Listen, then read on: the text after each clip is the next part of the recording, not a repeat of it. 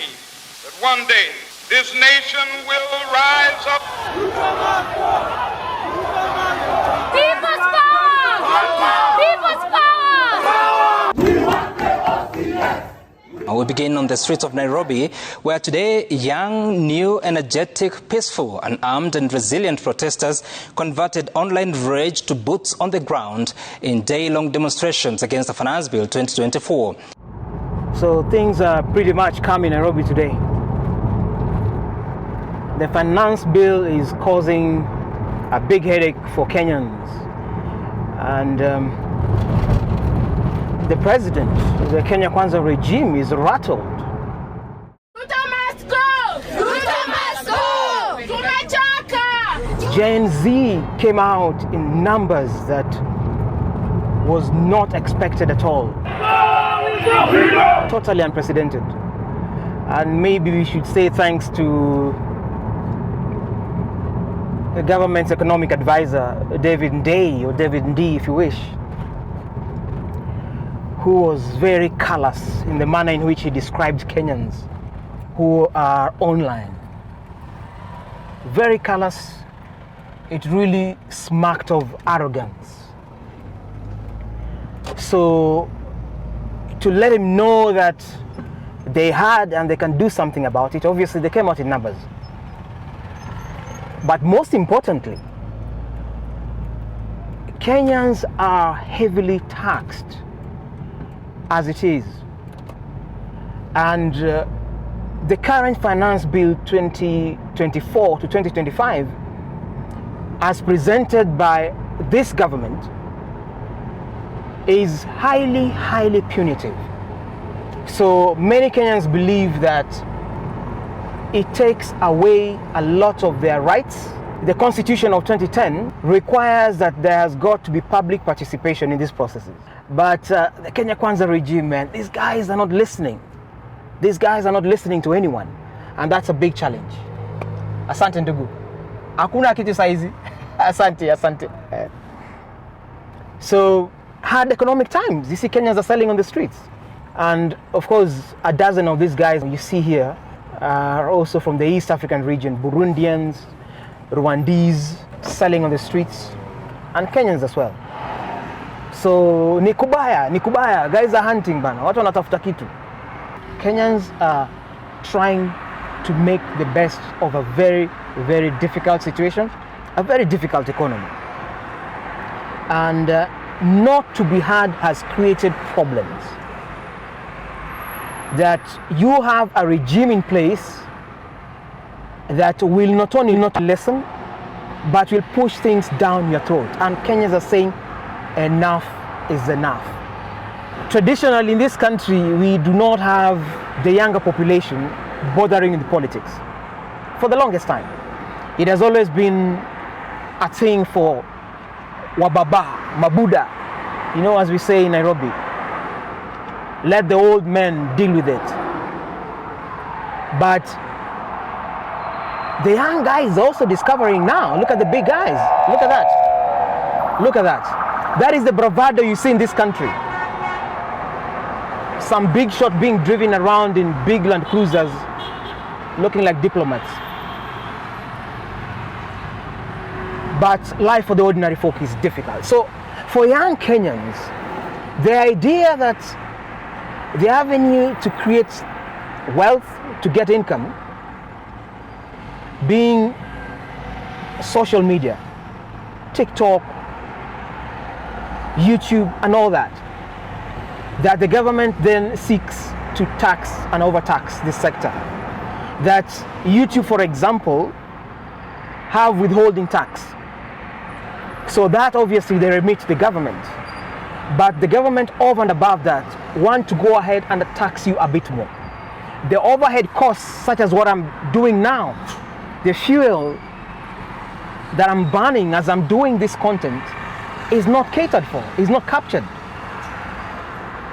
The fuel itself already has more levies, so the fuel cost has gone a lot higher from the previous regime, which, by the way, this government was part of. So it's quite an irony. It's quite an irony.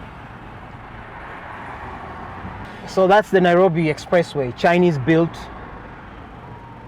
loan from China, and typical, it was an overpriced road for a short 27 kilometers from Mlolongo in Machakos County all the way into Nairobi and Westlands. Those are the things that are affecting the relationship between Kenyan citizens and government. The greatest challenge with this government is the trust deficit, and it is a big problem. It's a big problem that the leadership that we currently have always engaged in promises to the masses, to Wanjiko. But if you really dissect what's going on, it's always been a gimmick just to get to office. It's a gimmick to get to office. Salama sana. It's a gimmick to get to office. And every other promise, I think the most famous one is by the president when he was running as deputy president with President Uhuru Kenyatta. The famous line, in the next 6 months, we will have X amount of stadiums. In the next 6 months, we will have XYZ. These things never came to fruition. Years later, the president currently is now in leadership. And every other time he gets onto that mic, it is one promise after the other. It's one promise after the other. The biggest fail in Kenya, for example, was the failure to provide laptops. It backfired big time, and this was a serious promise in comparison to President Kibaki, for example, who chose to work quietly. President Kibaki brought Kenyans free primary education, unprecedented anywhere in Africa, you know? So, free primary education. So, these guys get into office, they're supposed to provide you with just laptops. They could not do that, all right? Fast forward, he's now the head of state. We are still being given promises. And it's about being bamboozled, you know. Give them this story and get away with it. Eh? Cheza kama wewe, cheza kama wewe. They don't just care. Gava mazee bana, mmetubeba ufala. That's the reality. Mmetubeba ufala for long. And that is the nature and the architecture of our politics.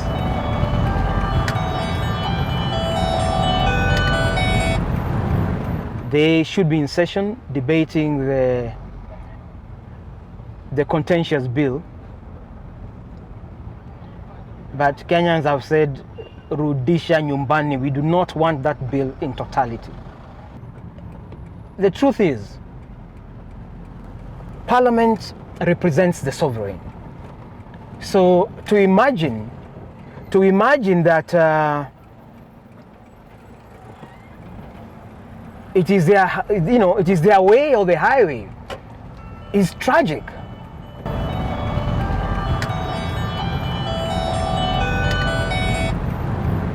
You know, you represent the sovereign, so the audacity, the arrogance to think that you can operate as though this is a personal property. There is government, there is parliament, you know, there you go. So the gentlemen and women are in session, the members of parliament here. They're in session, discussing a contentious bill that Kenyans have very categorically said they do not want at all. Because in that bill there are hidden taxes, levies that are bound to that are bound to affect Kenyans very, very negatively. And the economic times are so hard, man. Nikubaya, honestly, Nikubaya. Fueling a car is just an issue. Going out to do content driving is not easy. And they want to tax you anyhow. So look around. This is Parliament Road. Look at the monster trucks that spray you with tear gas.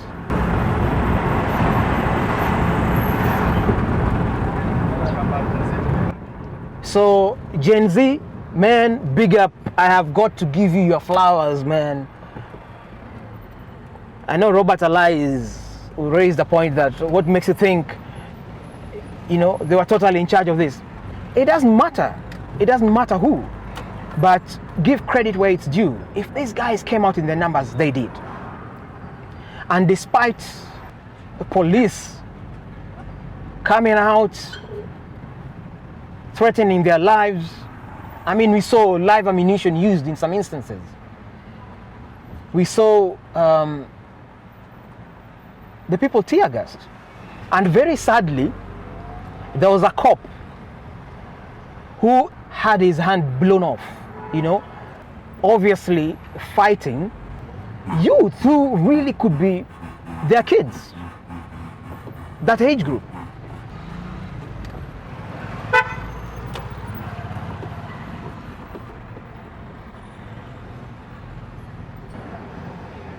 So essentially we are in the city center of Nairobi.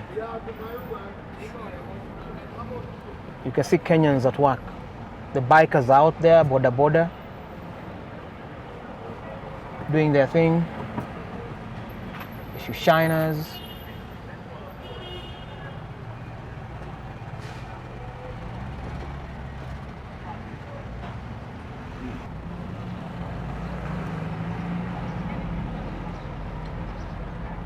So these streets, this is the area they didn't want Kenyans to approach at all. Ni kuchapwa, rungu, viboko, tear gas.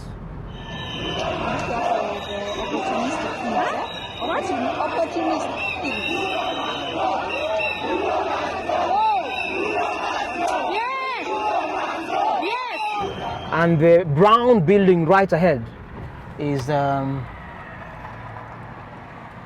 the beautiful office that they built for themselves. These greedy fellows who earn salaries beyond what even our own doctors can earn. Yet their impact to society is far greater than members of parliament who half the time are used as poodles by the executive. That's just the plain truth. So this is parliament. And Kenyans, despite it all, have said, you cannot present that bill to us. And Martin Luther King Jr. I have a dream. One day, began his this nation will fight rise for civil rights at about 26. You can imagine. So he got his PhD by the age of 25. That's a feat by itself, even today. And back then, for a black man in America to be able to achieve that is just unimaginable. So Martin Luther fought for the rights to inclusivity. And the first time he really stepped up to the plate was representing the voice on the bus boycotts. Rosa Parks was the lady who kicked off that whole storm. And I think, considering Martin Luther's age and the Gen Zs, the young people of today, you can see the connection, you can see the similarity. And though Martin Luther is long gone, his spirit lives on. In many, many African Americans, his spirit lives on in the fight for equity across the world. Whether it's in South Africa, where Mandela and the rest were able to push for apartheid to end, whether it's in the Caribbean, Barbados just the other day said down with the Commonwealth, and they exited the Commonwealth. And now in Nairobi, in Kenya, guys are saying, listen, man, we are done with this. We're done with this. So that's the International Conference Center, KICC. And here is our courts.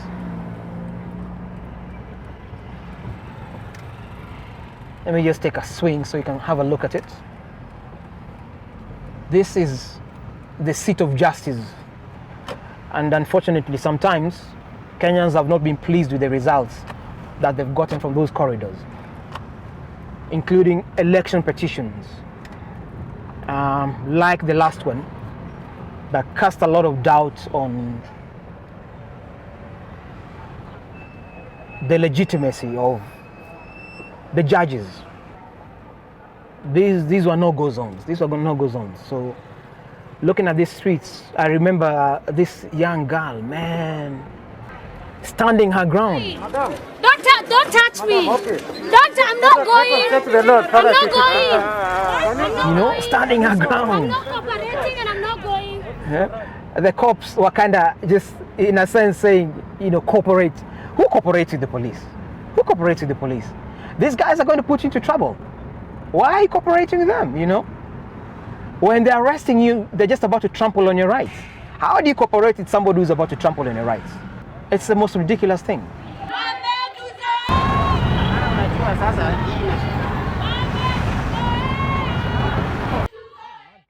It is unnecessary and irresponsible what you are doing. If you want to arrest me, arrest me for what? For breaking what law? So Kenyatta Avenue, another location that you had the running battles with the police.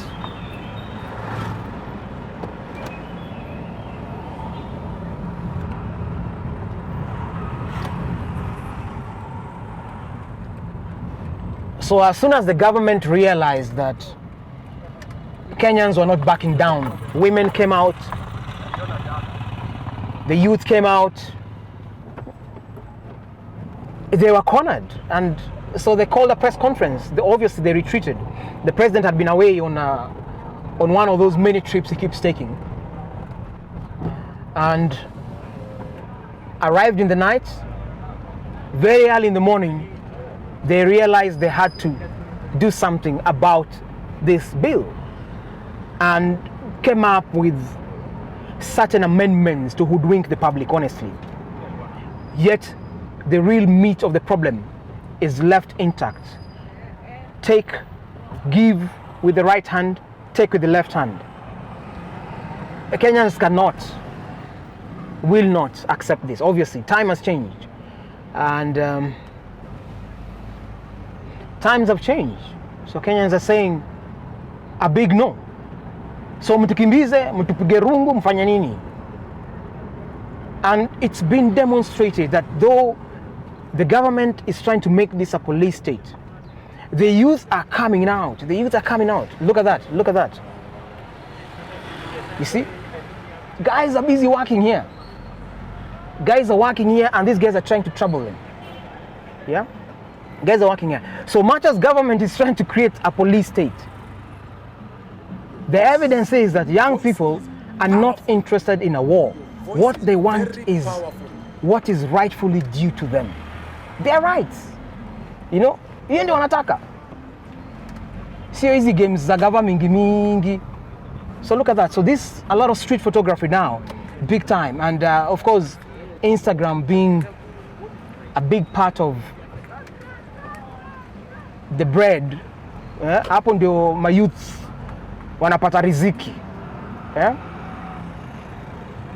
So it has to be appreciated that young people are doing something. Yeah?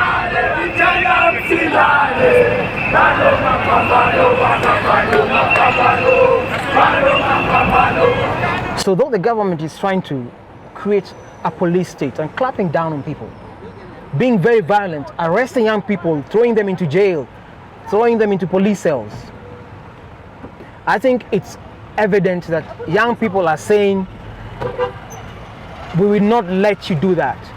At great risk to life and limb, they are making their voice heard. They are doing it in peace. but the police state that this regime is trying to create won't have any of it. You know, hizi ndio mashida tuko nazo. And in truth, police themselves are not well taken care of. They're not well taken care of. That is the truth. So any fight that Kenyans are engaging in is a fight for everyone, for equity for everyone. So in response to the picketing, the government hastily, upon President Ruto's return from his international trip, decided that they would hold a meeting to try and revise and hoodwink Kenyans by a bit of cosmetic changes, you know. But obviously Kenyans are not going to have any of it. It's not going to work.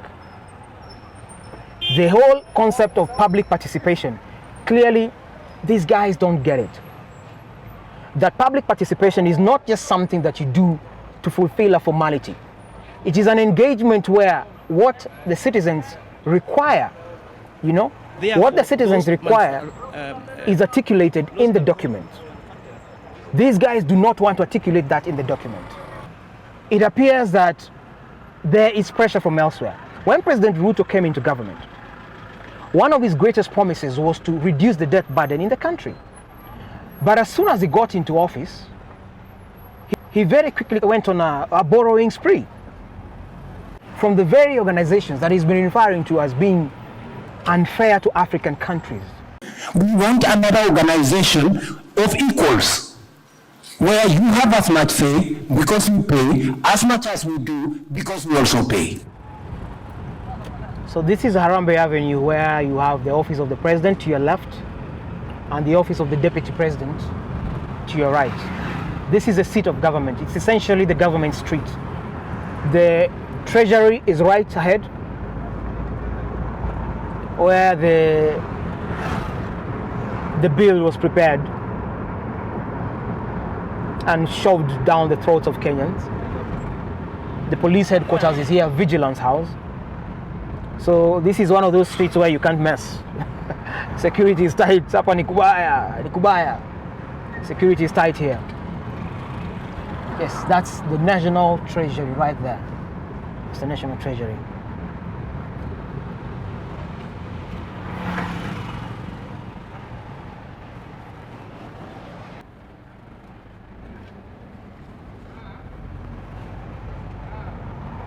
So let's check out some of the streets where the mayhem was happening.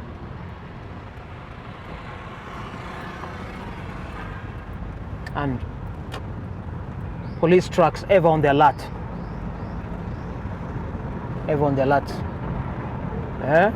Fanya fujo uone, But power of the sovereign, lazima utii daddy, lazima utii. Lazima utii. Leaders are elected to serve, not to be served. And unfortunately, power corrupts. Power corrupts totally.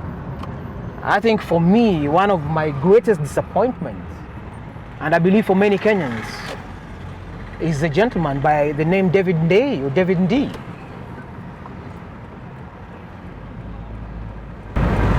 Presented himself as an astute economist. But the arrogance that David Ndii is exhibiting now, especially online, speaking to Kenyans as though they mean nothing. The assumption that those who are online are the middle class or the privileged, you know, and dismissing them as being non-consequential.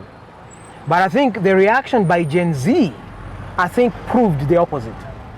Yeah, it proved the opposite. That though we are online, we are also on the ground. We are on the streets. We're in the streets of Nairobi. We're in the streets of Mombasa. We are all over the place. And Gen Z, jitokeze daddy. There is a call online again to have guys back. It's definitely bound to happen, considering the attitude, the arrogance that those who are in government are exhibiting.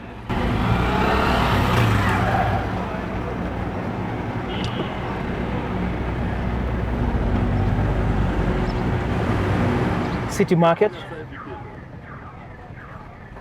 So if you are looking to buy artifacts, fabric and things, this is the place, one of the places at least in town during the week.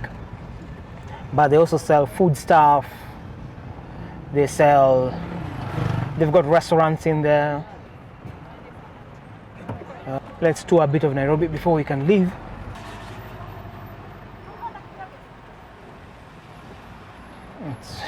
It's crazy. Now these guys are just parked in the middle of the road. It's crazy. Causing unnecessary traffic.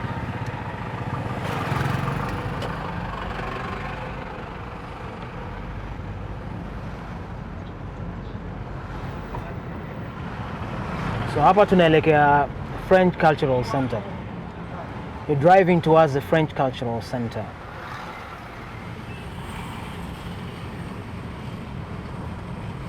Here is the French Cultural Center. But you also have Utalii House that belongs to the Ministry of Tourism, this big building ahead of us. A bit run down though. Yeah, that's the French Cultural Center, black and maroon. Bonjour, bonjour, ça va? Ça va bien? Je suis Kenyan. So, center of many cultural activities right here. Big time.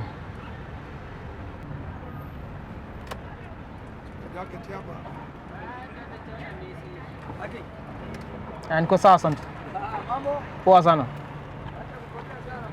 Nico. I don't even know the guy. He says I'm lost. I'm nowhere to be seen. I don't know the guy at all. But anyway, that's how guys survive in the city. They can fake it. So if you buy in, well, you pay. So driving down towards Koinange Street. Koinange was a famous Kenyan politician, very close to the first president, Jomo Kenyatta. Actually related to the first president, and was a cabinet minister in his government. So those were the owners of the country, the center elite of Kenya, and very privileged. Those who are close to the founding father are part of the super wealthy in this nation, what we refer to in Kenya as the old money, that they've gone so far ahead with their wealth that you will try your best to play catch up, but that's all you can do, play catch up. And when the current president was running for office, one of the ways he sold himself to Kenyans was by playing on the class war, suggesting that the election was about dynasties and the hustlers. And he sold it so well. There's a famous song by a young Kenyan musician, Trio Mio. The song is Hatupangwingwi. In other words, directly translated, you cannot decide for us Hatupangwingwi how to manage our affairs. And that song resonated so much with young Kenyans. The hustlers, the guys who are trying to find bread by all means through difficult times, and they bought into his agenda. And he sold it so well. You know, painted his former boss, President Uhuru Kenyatta, as a man who represents the dynasty. Painted Uhuru Kenyatta's preferred candidate, Raila Odinga, as part of the old dynasty.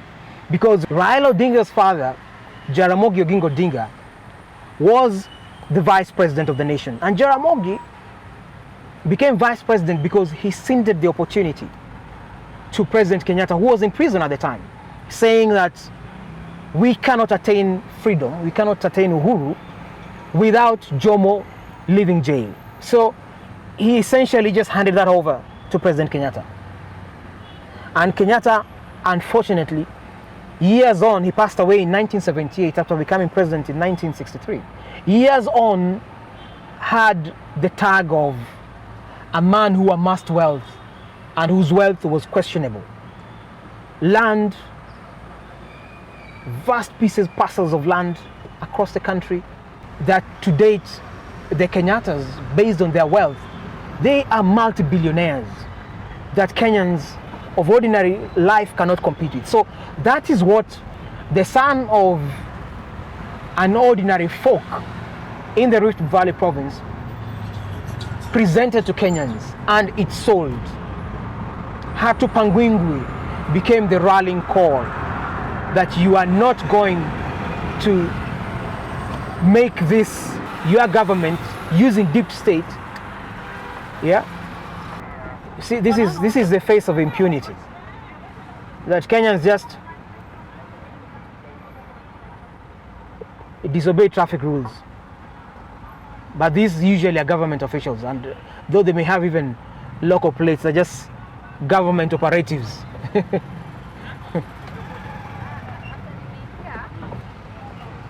Who just don't give a damn. The face of impunity.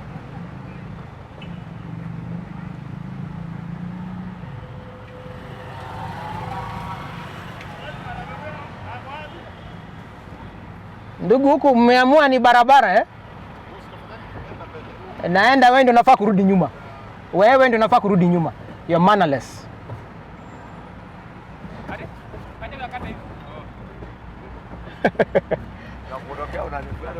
Mimi niko kwangu. Wewe ndio unavunja sheria, sio mimi. I'm not breaking any law. So that is a typical thing you get, and impunity is the word for those who believe they're insulated. Power is transient. It is transient, much as those who are in power feel very insulated. When you look at our inaugurations and how the president is insulated by his office, he virtually is untouchable. He virtually is untouchable. So that is the reason that they have enablers, the sycophants to the hilt, who enable those in power to persist with the games that they play,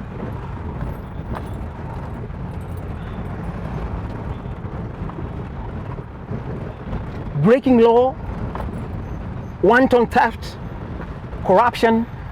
Look at our roads, look at this, look at the mess. It's been done. So you've got the highway up here, but the areas around it are pathetic. Mediocrity runs the country. And that's the face of impunity. That's the face of impunity. So we have a problem, and Kenyans will have to find the will to own back their country. So that's Parliament. We are now back on the main road with a Chinese-built road flying over. But if you have to use it, you've got to pay toll, and it's quite expensive right now. But in all fairness, it eases traffic for those who are trying to get to the airport. So we can't take that away from them. But it was built at an exorbitant price. So sasa tuko Parliament.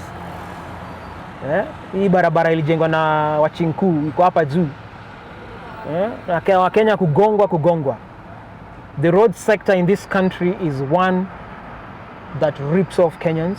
It is a normalized theft. And though we have the EACC, the agency that deals with corruption, this is the one sector they never ever touch. Which tells you that there is a way, there is blessing from up and above. There is a network, so people are reaping from the roads. A 1 billion shilling road, perhaps worth only 400 million bob. If only our mainstream media would investigate that, because they have the tools to do that. They have the tools to do that.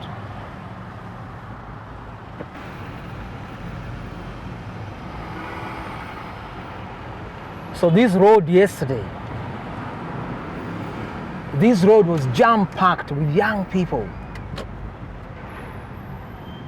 Crazy, man. The human will of Kenyans was exercised. The will of Kenyans was exercised. The GenZ walijitokeza hapa kama kitu ingine, kama siafu, you know? The guys came out in their numbers, and hey, man, Mazze, I think Gen Z for the longest time have been doubted, and maybe the credit to the Kenya Kwanza government is their attitude finally got young people to wake up, to rise to the occasion and realize that this country belongs to them. The idea that future generation, that they'll be the leaders of tomorrow, they've got to be the leaders of today. So the young guys of today are obviously stepping up, you know, and are making sure that their voice is heard. There was a time in this country when things were very, very dark. Communication was a problem. The nation only had 2 TV stations or something like that. Radio stations were very few. Internet was nowhere in sight. So it was a time that to protest, to fight against the ills in society was so difficult, because anything could happen to you and nobody would know about it. For weeks, for months, for years, there were assassinations that happened in this country. To date, you've never really gotten any information about those who died. J.M. Kariuki, Pio Gama Pinto, Tomboy, all these guys. And much like Martin Luther, those who are now stepping up to claim their space to be heard are fairly young, in their 20s and their 30s. Gen Zs, a lot of them, including millennials, perhaps even Gen X. To be able to do that is largely because we are now living in an information age. There are cameras everywhere, there are phones everywhere. The fact that information technology is a huge part of the lives of these young people has helped a great deal. So the older folk, James Orengos of this world, who are once students and also fought for their rights in their 20s, worked with middle-aged men and older men, the Rubias of this world, Jaramogi Oginga Odinga, Kenneth Matiba, all these guys. So these guys went through a very difficult period. So I must say that because they did, because they were able to walk the journey, the youth of today are able to run and run faster. And we must applaud them for stepping up finally, because the impunity that has reigned in this country is choking the nation, is choking society, and we are not able to develop, we are not able to get the most basic of things. These guys are flying out for medical attention. People are dying here. Nothing much that we can write home about. Mr. President, there is a general feeling in the public that there is foreign powers, foreign lenders who have held our country hostage. But the sovereign, the citizen, is saying, we are taking our country back. You cannot be beholden to external forces against the will of the people. This is definitely Afrocentric, and if you agree with this message, like, subscribe, and share. Let's reclaim our country. Many thanks. See you on the next one. I'm out.